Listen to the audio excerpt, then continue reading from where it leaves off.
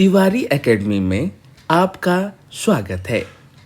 आज के इस वीडियो में हम जानेंगे क्लास 6 के विज्ञान का पहला चैप्टर भोजन के घटक के बारे में।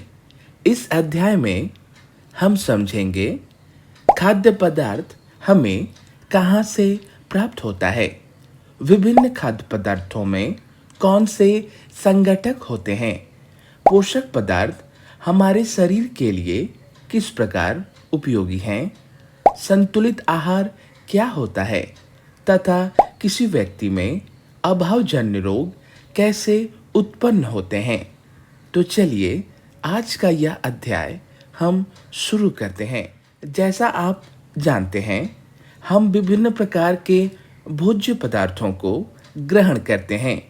कुछ पदार्थों को सुबह, कुछ खाद्य पदार्थों को दोपहर, कुछ को शाम तथा कुछ पदार्थों को रात में ग्रहण करते हैं। इस प्रकार के भोजन में चपाती, दाल और बैंगन का भरता हो सकता है तथा दूसरे में चावल, सांभर तथा भिंडी हो सकती है। इसके अतिरिक्त अन्य भोजन में अप्पम, मछली तथा सब्जियां हो सकती हैं। अपने भोजन में हम जिन पदार्थों को ग्रहण करते हैं उन्हें ही हम खाद्य पदार्थ कहते हैं। अब प्रश्न यह उठता है कि ये खाद्य पदार्थ हमें कहाँ से प्राप्त होते हैं, और दूसरा, खाद्य पदार्थ की आवश्यकता हमारे शरीर को क्यों होती है। जिन खाद्य पदार्थों को हम खाते हैं वे पौधे से या तो जानवरों से प्राप्त होते हैं, जैसे मांस, मछली, दूध, अंडे हमें विभिन्न जानवरों से प्राप्त होते हैं। तो बच्चों, अब आपको बताना है कि कौन से खाद्य पदार्थ हमें पेड़ पौधों से प्राप्त होते हैं। अब हम समझेंगे भोजन की आवश्यकता हमें क्यों होती है। भोजन न ग्रहण करने से क्या होगा। ध्यान से समझेंगे। जिन खाद्य पदार्थों को हम ग्रहण करते हैं उनसे हमें ऊर्जा मिलती है। भोजन हमारी भूख मिटाती है। खाना खाने से हमें रोगों से लड़ने की क्षमता प्राप्त होती है तथा हमारा विकास होता है। आगे बढ़ेंगे। अब प्रश्न उठता है कि हमें विभिन्न प्रकार के भोजन की आवश्यकता क्यों होती है। जैसा आप अपनी पाठ्य पुस्तक में देख पा रहे हैं, क्या हमारे शरीर को विशेष प्रयोजन के लिए विभिन्न प्रकार के भोजन की आवश्यकता होती है।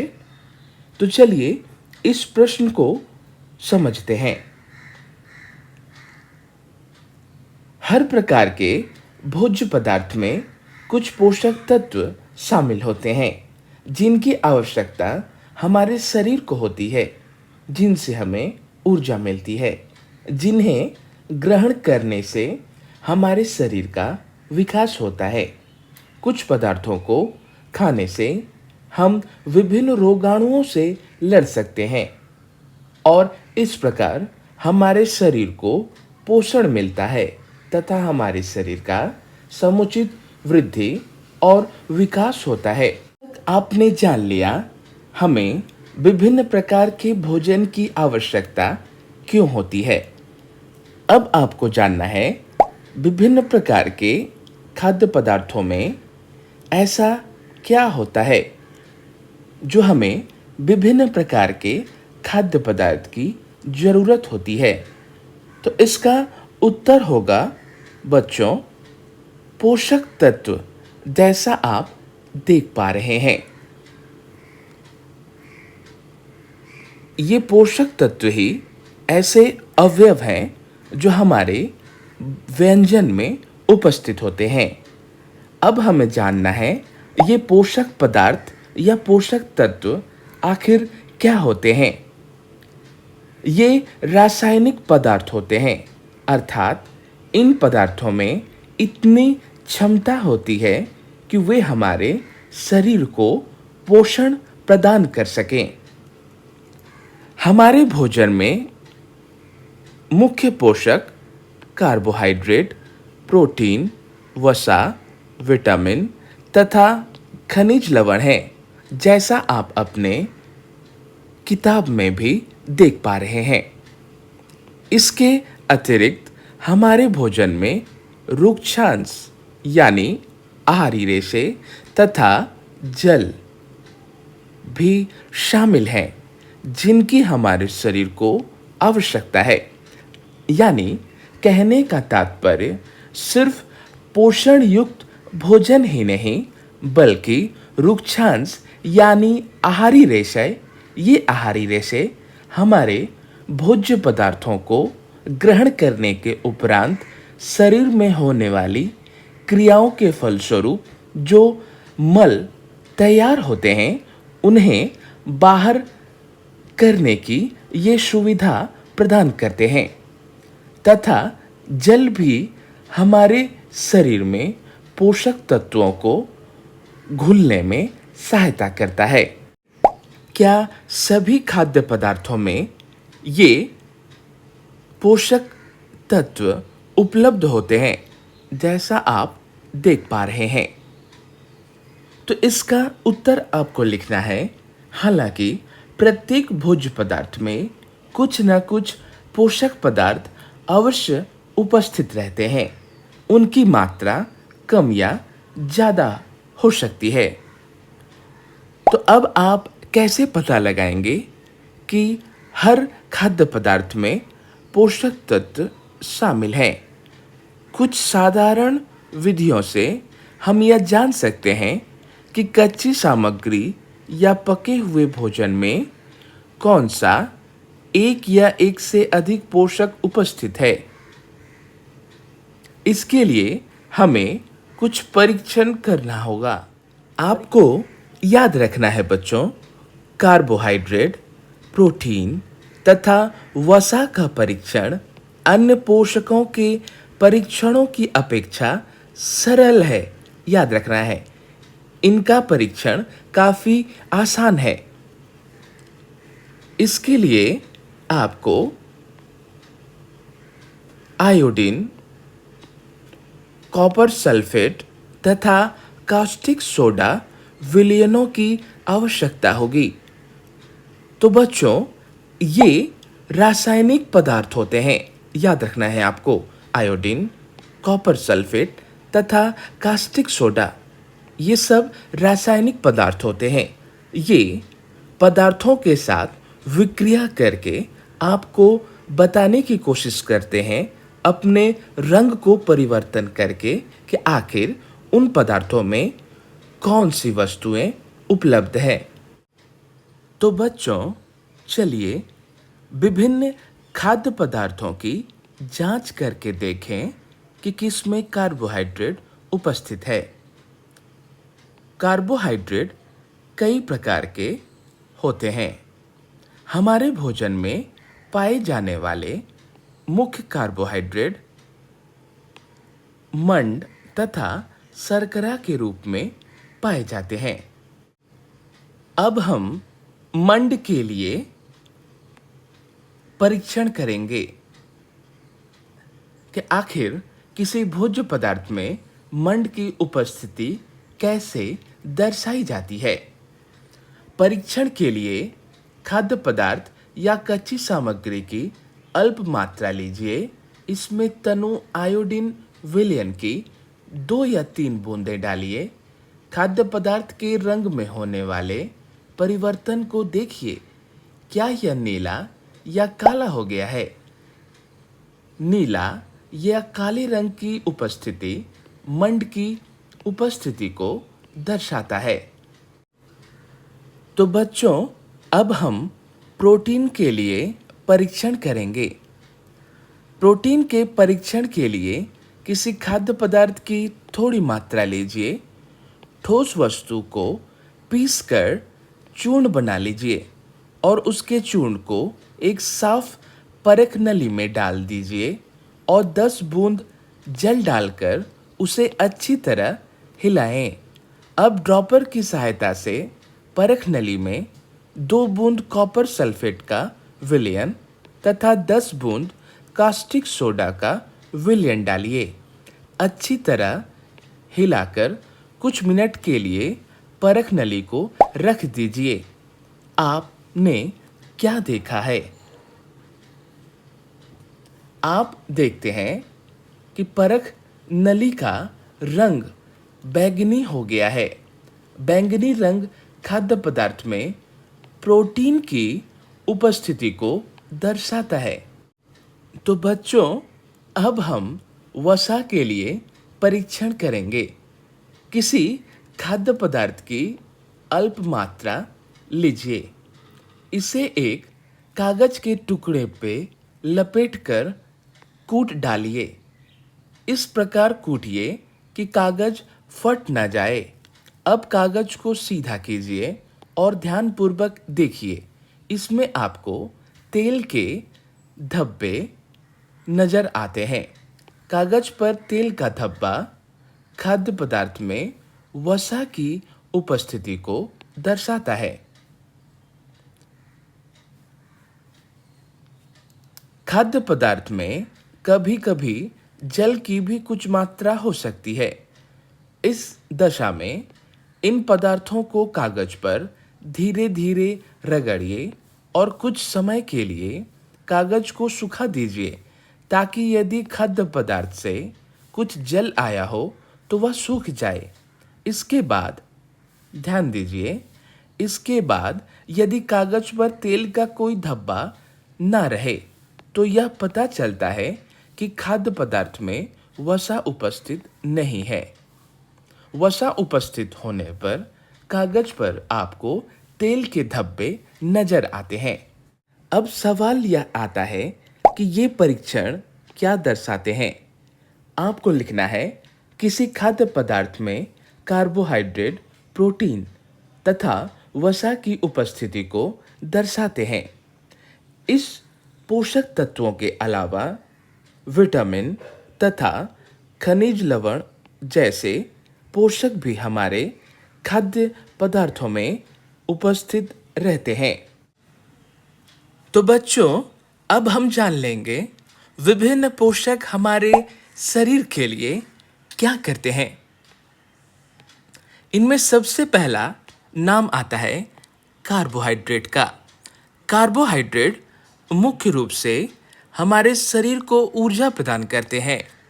वसा से भी हमें ऊर्जा मिलती है, लेकिन वास्तविकता यह है कि कार्बोहाइड्रेट की तुलना में वसा की समान मात्रा से हमें अधिक ऊर्जा प्राप्त होती है। यानी आपने जाना कार्बोहाइड्रेट ऊर्जा देती है और आपको वसा भी ऊर्जा देती है, लेकिन वसा कार्बोहाइड्रेट की तुलना में आपको ज़्यादा ऊर्जा प्रदान करती है। तो बच्चों, चलिए आगे बढ़ते हैं।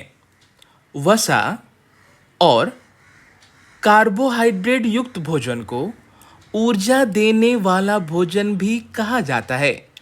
यह बात आपको याद रखनी है। ऐसा क्यों होता है? ऐसा इसलिए होता है क्योंकि कार्बोहाइड्रेट से हमें ऊर्जा मिलती है और वसा से भी हमें ऊर्जा मिलती है। इसलिए इन दोनों भोज्य पदार्थों को ऊर्जा देने वाला भोजन कहा जाता है। अब आप जान लेंगे कार्बोहाइड्रेट के कुछ स्रोत, जैसे चावल, गेहूं, शकरकंदी, आलू, गन्ना, पपीता, तरबूज, ये कार्बोहाइड्रेट के कुछ स्रोत हैं। यानी इन भोज्य पदार्थों में सबसे ज़्यादा आपको कार्बोहाइड्रेट मिलता है। तो बच्चों, आगे बढ़ेंगे और देख लेंगे कि आखिर वसा के कुछ स्रोत आखिर क्या हैं। जैसा आप देख पा रहे हैं, वसा युक्त भोज्य पदार्थों के जो स्रोत हैं उनमें मूंगफली, तिल और ये गिरी जो पदार्थ हैं उनमें सबसे ज़्यादा वसा पाया जाता है। ये सभी पादप स्रोत हैं, ये बात आपको याद रखनी है। और नीचे दिए गए तस्वीर में आपको बताया गया है वसा के कुछ स्रोत जो कि जंतु स्रोत हैं। अब हम प्रोटीन के कुछ पादप स्रोत तथा जंतु स्रोत को जान लेंगे। प्रोटीन चना में पाया जाता है, मूंग, तुअर दाल, राजमा, सोयाबीन तथा मटर में भरपूर मात्रा में प्रोटीन पाया जाता है। इसके अलावा मांस, मछली, पनीर, अंडे में काफ़ी मात्रा में प्रोटीन पाया जाता है। अब हम आगे बढ़ेंगे और जान लेंगे कि आखिर प्रोटीन की आवश्यकता हमारे शरीर को क्यों होती है। जैसा आप देख पा रहे हैं, प्रोटीन की आवश्यकता शरीर की वृद्धि तथा स्वस्थ रहने के लिए होती है। प्रोटीन युक्त भोजन को प्रायः शरीर वर्धक भोजन, याद रखें, शरीर वर्धक भोजन कहा जाता है। अब हम आगे बढ़ेंगे और जान लेंगे विटामिन रोगों से किस तरह हमारी रक्षा करते हैं। तो विटामिन रोगों से हमारे शरीर की रक्षा करते हैं। जैसे विटामिन हमारी आँख को, हमारी अस्थियों यानी हड्डियों को, दांतों को और मसूड़ों को स्वस्थ रखने में भी सहायता करते हैं। विटामिन के प्रकार को अब हम जानने की कोशिश करेंगे। तो विटामिन कई प्रकार के होते हैं जिन्हें अलग अलग नामों से जाना जाता है। इनमें से कुछ को vitamin A, vitamin B, vitamin C, vitamin D, vitamin E तथा विटामिन के नाम से जाना जाता है। इसके अलावा विटामिनों के एक समूह को विटामिन बी कॉम्प्लेक्स कहते हैं। इसमें कई सारे विटामिन एक साथ आते हैं। हमारे शरीर को सभी प्रकार के विटामिनों की अल्प मात्रा में आवश्यकता होती है। यानी जिस प्रकार कार्बोहाइड्रेट, प्रोटीन, वसा की हमारे शरीर को आवश्यकता होती है, उसी प्रकार विटामिनों की आवश्यकता भी हमारे शरीर को काफी अल्प मात्रा में होती है। आगे बढ़ेंगे, देख लेंगे ये विटामिन किस प्रकार हमारे शरीर की रक्षा करते हैं। जैसे विटामिन ए हमारी त्वचा तथा आँखों को स्वस्थ रखता है। विटामिन सी बहुत से रोगों से लड़ने में हमारी मदद करता है। विटामिन डी हमारी अस्थियों और दांतों के लिए कैल्शियम का उपयोग करने में हमारे शरीर की सहायता करता है। तो इस प्रकार आपने देखा जितने भी सारे विटामिन हैं, सबके अलग अलग हमारे शरीर में ही कार्य हैं। तो बच्चों, क्या आप बता सकते हैं कि आखिर सूर्य के प्रकाश से हमें किस विटामिन की प्राप्ति होती है? तो वह विटामिन का नाम है विटामिन डी, जैसा आप देख पा रहे हैं। अब हम आगे बढ़ेंगे और जान लेंगे खनिज लवणों के बारे में। खनिज लवण हमारे शरीर में इसकी मात्रा काफ़ी अल्प मात्रा में ही ज़रूरत होती है। तो वो खनिज लवण आखिर क्या हैं? क्या हैं उनके स्रोत? चलिए जानते हैं। जैसे आयोडीन एक खनिज है जिसके स्रोत अदरक और पालक हैं। फास्फोरस एक खनिज है जिसके स्रोत दूध, केले, हरी मिर्च है। यहाँ आप देख पा रहे हैं। इसके अलावा लौह यानी आयरन, आयरन के कुछ स्रोत हैं। पालक, सेब, मांस देख पा रहे हैं। इसके अलावा कैल्शियम भी एक खनिज है जिसके स्रोत दूध और अंडे हैं। अब हम जान लेंगे कि आखिर हमारे शरीर को खनिज लवण की आवश्यकता क्यों होती है। जैसा आप देख पा रहे हैं, हमारे शरीर को खनिज लवणों की आवश्यकता अल्प मात्रा में होती है। शरीर के उचित विकास तथा अच्छे स्वास्थ्य के लिए प्रत्येक खनिज लवण आवश्यक है। तो बच्चों, अब हम जान लेंगे आहारी रेशे के बारे में। जैसा आप देख पा रहे हैं, आहारी रेशे तथा जल, इसकी क्या आवश्यकता है हमारे शरीर को। आहारी रेशे, जिन्हें हम रुक्षांश के नाम से भी जानते हैं, हमारे खाने में रुक्षांश की पूर्ति मुख्यतः पादप उत्पादों से होती है। रुक्षांश के मुख्य स्रोत खाद्यान्न, दाल, आलू, ताजे फल तथा सब्जियां हैं। रुक्षांश का हमारे शरीर में क्या कार्य है वो हमें जानना है।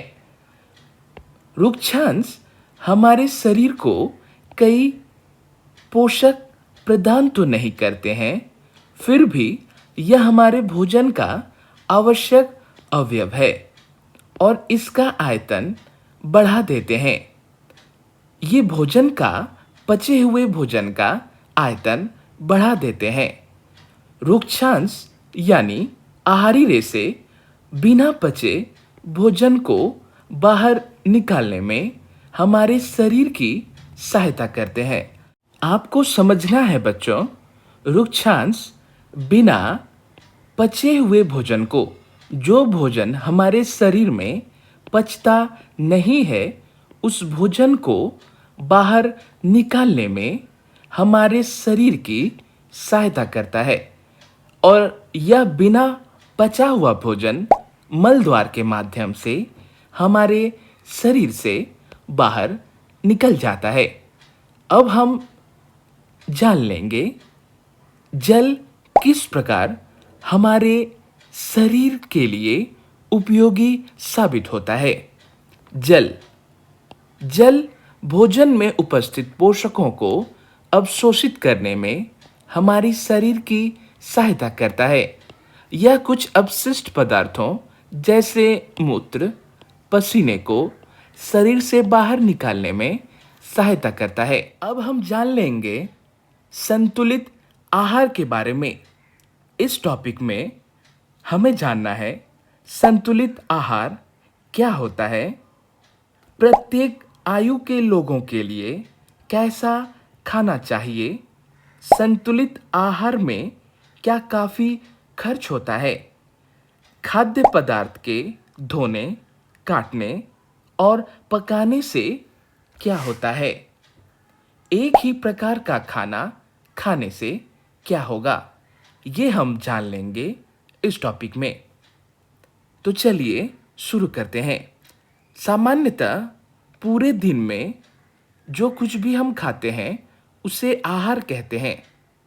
हमारे शरीर की वृद्धि और अच्छे स्वास्थ्य को बनाए रखने के लिए हमें आहार में वे सभी पोषक तत्व उचित मात्रा में होने चाहिए जिनकी हमारे शरीर को आवश्यकता है।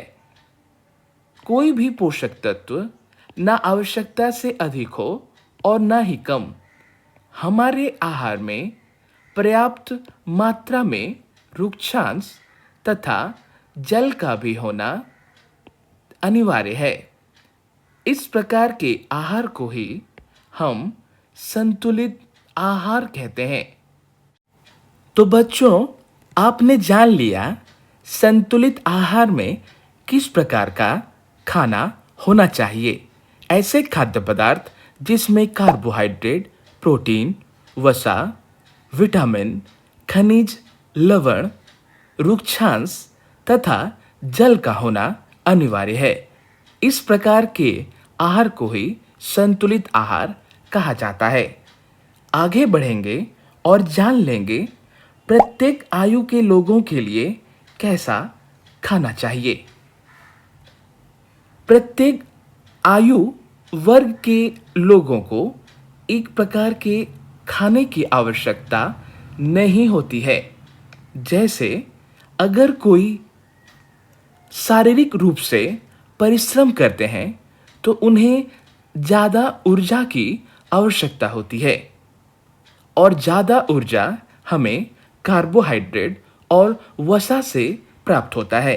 इसीलिए उस व्यक्ति को चाहिए कि वह ज़्यादा मात्रा में कार्बोहाइड्रेट और वसा का सेवन करे।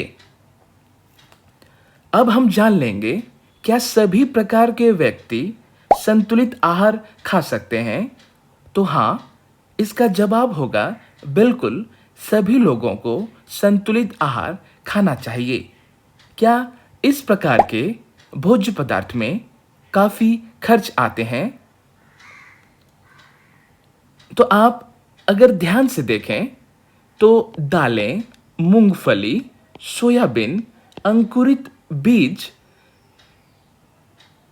किण्वित भोजन जो दक्षिण भारतीय भोजन जैसे इडली, आटे का मिश्रण, मिस्सी रोटी, थेपला अनाज व दालों से बना भोजन, केला, पालक, सत्तू, गुड़, उपलब्ध सब्जियां तथा इसी प्रकार के अन्य भोजन कई पोषक तत्व उपलब्ध कराते हैं। इसीलिए कोई व्यक्ति अल्प खर्च में भी संतुलित आहार खा सकता है। अब हम जान लेंगे खाद्य पदार्थ के धोने, काटने और पकाने से क्या होता है। जैसा हम जानते हैं किसी भी खाद्य पदार्थ को धोकर ही खाया जाता है या काटकर या पकाकर ही खाना चाहिए। लेकिन आपको यह बात भी जाननी है कि आखिर बहुत ऐसे भोज्य पदार्थ हैं जिनका छिलका उतारकर यदि सब्जियां और फलों को धोया जाता है तो यह संभव है कि उनके कुछ विटामिन नष्ट हो जाते हैं। सब्जियों और फलों की त्वचा में कई महत्वपूर्ण विटामिन तथा खनिज लवण होते हैं। चावल और दालों को बार बार धोने से उनमें उपस्थित विटामिन और कुछ खनिज लवण अलग हो सकते हैं। तो बच्चों, अब ये सवाल उठता है, क्या भोजन को हमें पकाकर खाना चाहिए? इससे क्या लाभ और क्या नुकसान हो सकते हैं? तो चलिए जानते हैं। हम सभी जानते हैं कि पकाने से भोजन का स्वाद बढ़ता है तथा इसे पचाने में आसानी होती है। इसके साथ साथ पकाने में कुछ पोषक तत्वों की हानि, याद रखना है, कुछ पोषक तत्वों की हानि भी हो सकती है। यदि भोजन पकाने में अत्यधिक जल का उपयोग किया जाता है और बाद में उसे फेंक दिया जाता है तो कई लाभदायक प्रोटीन तथा खनिज लवण की हानि हो जाती है। पकाने में विटामिन सी आसानी से गर्मी से नष्ट हो जाता है और यह सवाल कई बार आपको परीक्षा में भी पूछे जाते हैं। तो यह बात आपको याद रखनी है कि पकाने में विटामिन सी गर्मी से नष्ट हो जाता है। अब हम जान लेंगे क्या एक ही प्रकार का खाना खाने से क्या होगा। तो आप देख पा रहे हैं, बूझों ने सोचा कि अगर वसा युक्त खाना खाया जाए तो उसमें काफ़ी सारे ऊर्जा प्राप्त होगी। तो उसने समोसा, पूरी, मलाई, रबड़ी, पेड़ा प्रचुर मात्रा में खाना शुरू कर दिया। इसके अलावा उसने कुछ नहीं खाया। आपको याद रखना है, इतना अधिक वसायुक्त भोजन हमारे शरीर के लिए सही नहीं होता है। यह काफ़ी हानिकारक हो सकता है। हमारे भोजन में वसा की मात्रा अत्यधिक होने पर यह मोटापे का कारण बन सकती है। तो ऐसा करने से बूझो मोटापे का शिकार हो सकता है। तो बच्चों, अब हम जान लेंगे अभावजन्य रोग के बारे में। इस टॉपिक में हम जान लेंगे यह कैसा रोग है, इसके होने से शरीर में क्या प्रभाव होता है। तो चलिए जानते हैं। एक व्यक्ति खाने के लिए पर्याप्त भोजन पा रहा है, लेकिन कभी-कभी उसके भोजन में किसी विशेष पोषक की कमी हो जाती है। यदि यह कमी लंबी अवधि तक रहती है, तो वह व्यक्ति उसके अभाव से ग्रसित हो सकता है। एक या अधिक पोषक तत्वों का अभाव हमारे शरीर में रोग तथा विकृतियां उत्पन्न कर सकता है। वे रोग जो लंबी अवधि तक पोषकों के अभाव के कारण होते हैं, उन्हें अभावजन्य रोग कहा जाता है। यानी एक व्यक्ति कार्बोहाइड्रेट, प्रोटीन, वसा, विटामिन, खनिज लवण, जल, रुक्षांश न लेकर सिर्फ यदि एक ही प्रकार के भोजन पर आश्रित रहता है, जैसा हमने कुछ देर पहले बूझों के मामले में जाना, तो वह मोटापे का शिकार बन गया। इसी प्रकार कोई भी व्यक्ति अगर संतुलित आहार नहीं पा रहा है, तो उसे अभावजन्य रोग हो सकते हैं। इसके बाद आगे बढ़ेंगे और जान लेंगे कि वे किस प्रकार के रोग हैं, इनसे शरीर में कैसा प्रभाव देखा जा सकता है। यदि कोई व्यक्ति अपने भोजन में पर्याप्त प्रोटीन नहीं ले रहा है, तो उसे कुछ रोग हो सकते हैं, जैसे शरीर का अवरुद्ध होना, चेहरे पर सूजन, बालों के रंग का उड़ जाना, त्वचा की बीमारियां और पेचिश इत्यादि। यदि प्रोटीन तथा कार्बोहाइड्रेट दोनों ही किसी व्यक्ति के आहार से लंबे समय तक अनुपस्थित रहे, तो उसकी वृद्धि पूरी तरह से बंद हो जाएगी। ऐसा व्यक्ति बहुत दुबला पतला हो जाएगा। वह इतना दुर्बल हो जाएगा कि चलने में भी वह असमर्थ होगा। तो बच्चों, आपने जाना कि हमें संतुलित आहार किस प्रकार से हमारी शारीरिक रक्षा करते हैं। तो बच्चों, अब आपको एक सारणी दिया गया है, जिसमें विटामिन और खनिज लवणों के अभाव के कारण होने वाले कुछ रोग या विकार दिए गए हैं। यह सारणीबद्ध इसलिए किया गया है क्योंकि आप कम से कम समय में आप इसे याद रख पाएं। जैसे विटामिन ए की कमी से दृष्टिहीनता होती है, जिससे कमजोर दृष्टि या रात में कम दिखाई देना, कभी-कभी पूरी तरह से दिखाई देना बंद हो जाता है। विटामिन बी 1 की कमी से बेरी यह एक रोग का नाम है जिससे दुर्बल पेशियां और काम करने की ऊर्जा में कमी होती है। विटामिन सी की कमी से होने वाला रोग है स्कर्वी। इससे मसूड़ों से खून निकलता है और घाव भरने में भी अधिक समय लग जाता है। विटामिन डी की कमी से होने वाला रोग है रिकेट्स और रिकेट्स में हड्डियां टेढ़ी हो जाती हैं, अस्थियों का मुलायम होकर मुड़ जाना। और आपको पता है विटामिन डी किन पदार्थों से हमें प्राप्त होता है? कैल्शियम एक खनिज है जिसकी कमी से अस्थियां और दंत क्षय होता है। इसकी कमी से हड्डियां कमजोर हो जाती हैं और दांत भी क्षय होने लगते हैं। आयोडीन एक खनिज है जिसकी कमी से घेगा या अंग्रेजी में गॉइटर कहा जाता है। यह रोग है जो गले में होता है।